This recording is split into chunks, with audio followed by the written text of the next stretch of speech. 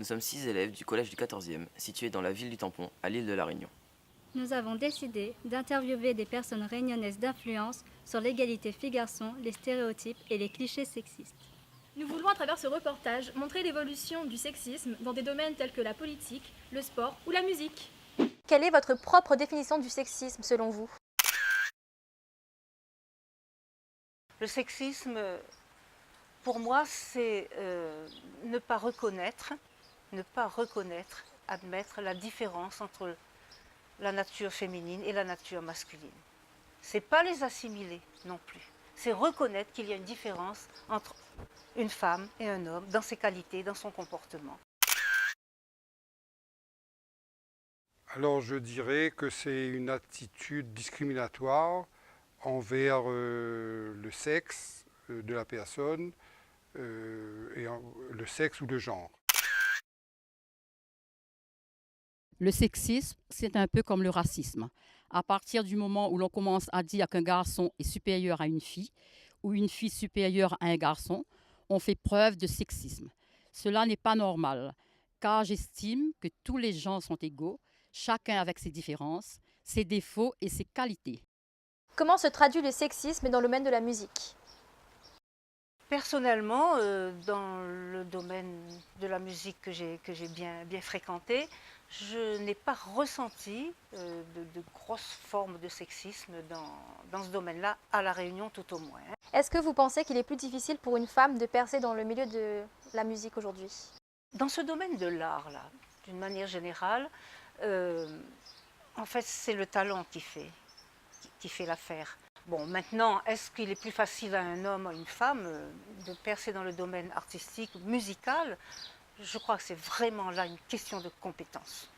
Dans l'industrie, dans les hôpitaux, la façon de se comporter en tant qu'aide dans une entreprise, voilà. Il se pourrait qu'il y ait là probablement des différences de comportement envers les femmes. Que pourrait faire chacun d'entre nous pour éliminer ou diminuer les stéréotypes, à votre avis? Ce qu'il faudrait faire, déjà, il faut que les femmes prennent leurs responsabilités en tant que femmes. Ne pas se sentir dévalorisées parce qu'on est une femme par rapport à un même métier que ferait un homme.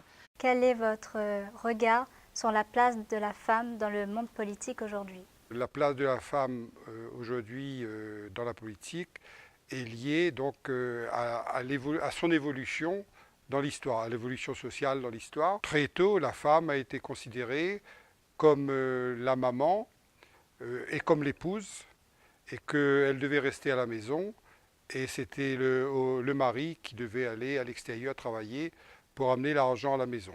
Sachant qu'en 1947, 0,7% des femmes occupaient une place sur l'échiquier politique et 16% en 2011. Quel est votre avis sur cette évolution?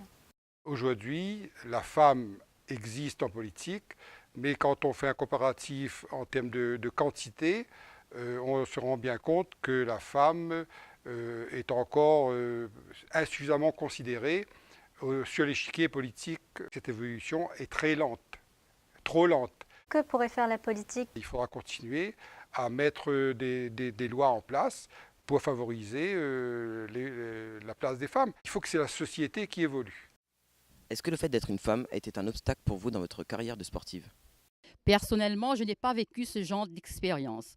Je prends l'exemple du sport où je me suis épanouie, la course à pied plus précisément, où j'ai toujours été soutenue par mes proches, mes amis et même des personnes que je ne connais pas.